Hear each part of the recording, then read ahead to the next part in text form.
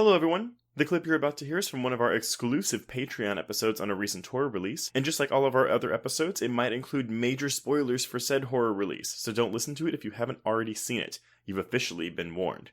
And if you'd like to hear the full episode, just head on over to patreon.com/horrorqueers and subscribe today. Without further ado, here is your exclusive Patreon clip. This child is so fucking smart, and clearly it's because Ben Affleck is treating her well and like giving her lots of attention. But the way that Trixie responds to Melinda and vice versa is like kind of fascinating to me. I agree. Again, but we don't have enough screen time devoted to it.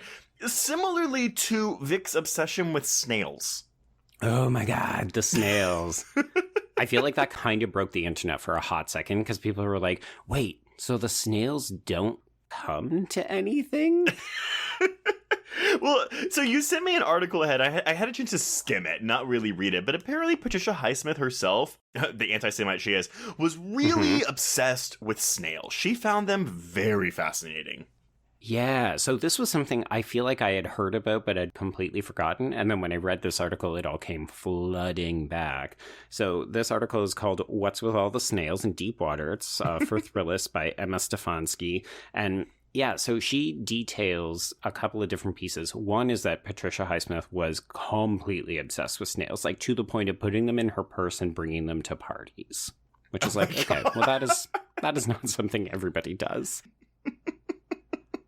Yeah, the film mentions at one point that snails are poisonous if you don't prepare them correctly. And I think that that's another piece where people went into this movie, they thought it was going to be super sexy. It's not. People then thought, oh, okay, well, he's going to use the snails to off some of these lovers. And he doesn't. So I think people just had the wrong expectations about what to go with. Well, but expectations that at least at this point, the film is setting up. That is fair. Yeah. Yeah. So the other big piece is that Highsmith, she wrote a story called The Snail Watcher, and it's a character who becomes obsessed with snails, and he's basically a Vic proxy in this story. So like you could extrapolate this character from the short story into Vic, where he dedicates all of his time and energy. He ignores his family. The snails are his passion project.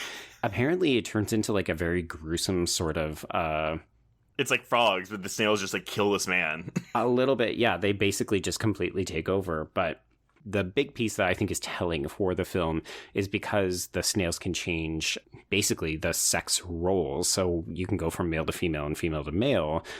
In the context of the film, what we're seeing, I'm using air quotes again, is a traditional inversion of gender where Melinda has all the power in the marriage and Vic is the cuckolded husband. So it's kind of like, oh, they're changing the sex in the marriage.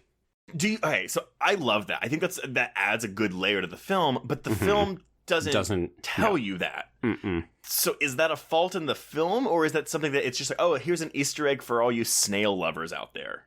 To be honest, I think at the end of the day, the biggest thing is it's a shout out to Patricia Highsmith and probably that story. But I mean, yeah, it is an extra layer, and it's absolutely not handled well in the world of the film. Like, I saw so many people being like, no, really, what's with the fucking snails in this movie? I'm running into the same issue that I had with Texas Chainsaw 2, where I'm like, I just don't, like, look, again, I'm not sitting here trying to make you be like, to poke holes in your liking for this movie. But it's like, what is like, y'all care that much about this movie to, like, go poke holes in this about the fucking snails? Like, it is not that important of a movie. Yeah, I definitely saw a bunch of people saying like, oh, well, the weekend that this came out, you know, we had Uma in theaters, but not many because it didn't get a very wide release. So not a lot of chatter about that.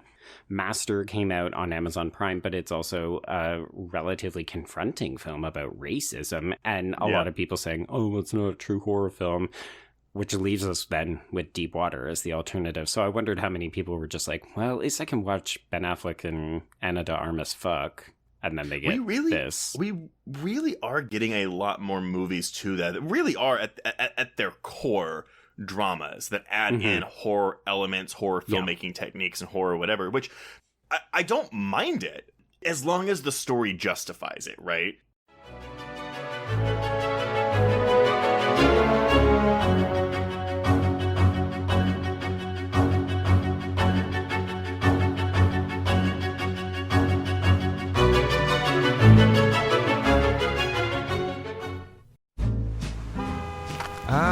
Atlas Avenue, a long stretch of road that encompasses everything the city of Kennett Heights has to offer.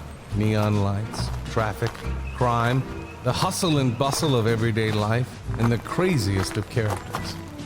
My office was above it all. My name is James Locke, and I'm a PI. Hello, Mr. J. How the hell you doing today? Good, Edith. Nearly every year I have a new case. New people to meet, new clues to discover, and new problems to solve. But I do it the old-fashioned way. No technology. Nothing post-1950. Hell, I don't even listen to podcasts, but you should. Atlas Avenue Beat is a spoof of the film noir genre with goofy characters, tons of wordplay, and non-stop raunchy humor. There's also 3 whole seasons out right now with more on the way. Just search for Atlas Avenue Beat wherever you listen to podcasts or visit us online at bloody.fm.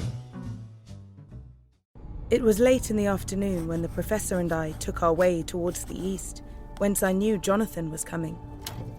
Jonathan Harker has asked me to note this, as he says he is hardly equal to the task, and he wants an exact record kept. Dear Madam Mina, I have read your husband's so wonderful diary.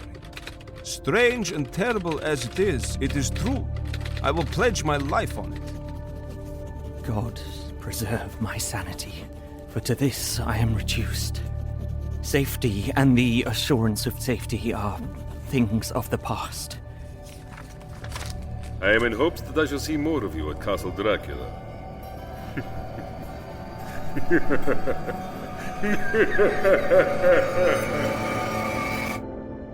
Listen to Regarding Dracula wherever you listen to podcasts, or find us online at bloody.fm.